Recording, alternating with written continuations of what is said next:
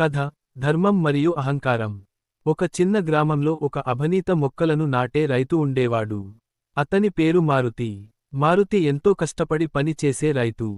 పంట సమయానికి మంచి సేకరణ కోసం అతను ఎప్పుడూ కష్టపడేవాడు. అయితే అతనికి అహంకారం ఎక్కువ.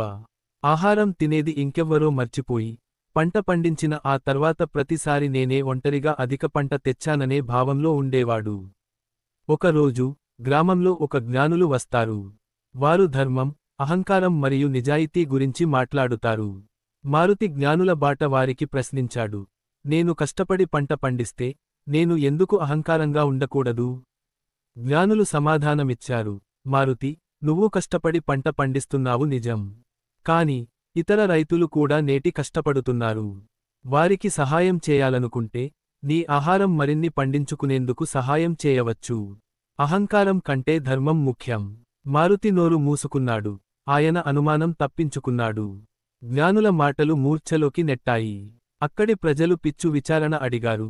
మీరు ఎవరు కనుక మనకు మంచి పంట పండించడం పడుతుంది నమ్మదల్చడం?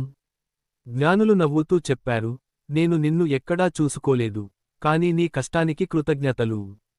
అందులో ఒక రైతు వివరణ ఇచ్చాడు.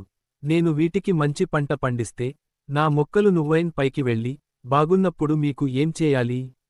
జ్ఞానులు తీర్చిదిద్దగా, అందరితో కలిసి పనిచేయడానికి వీలుగా నిర్ణయించుకోండి. ఈ మంచి పంట అందరికీ చేరాలి. మారుతి అనుకున్నాడు, నేను అహంకారం తగ్గించి సహాయపడితే నాకు మరింత మంచి ఫలితాలు వస్తాయి. తరువాత మారుతి తన మిత్రులతో కలిసి పంట పండిస్థలాన్ని పంచుకోవాలని నిర్ణయించాడు. పెద్ద పంట వచ్చి అందరికీ సమానంగా పంచాలనుకొంది. అహంకారం మాయం అయింది. దాని స్థానంలో సహాయం, ప్రేమ, అతి సంస్థానం వచ్చాయి. ప్రజలు గండపు వాతావరణంలో పండ్లు, కూరగాయలు పంచుకున్నప్పుడు వారందరినీ చూడండి. మారుతి తన బంధువులను చూశాడు. ఇప్పుడు తన గుండె పూర్తి సీమలతో నిండింది. ఈ సంఘటన మారుతికి జీవితానికి కొత్త దిశను ఇచ్చింది. ఆయన అహంకారాన్ని విడిచిపెట్టిన తర్వాత తన గ్రామం అంతా ఆనందముతో నిండిపోయింది. ధర్మం ఉన్నప్పుడు అహంకారమే మాయమవుతుంది. మారుతి తన గ్రామంలో ఉన్న అనేక రైతులను ప్రోత్సహించాడు. ఇప్పుడు వారు అందరూ కలిసి ఉన్నారు. మారుతి తెలిసి, సరిగా పనిచేస్తే మంచి ఫలితాలు వస్తాయి అని చెప్పాడు. తన కథతో ప్రజలకు అర్థమైంది.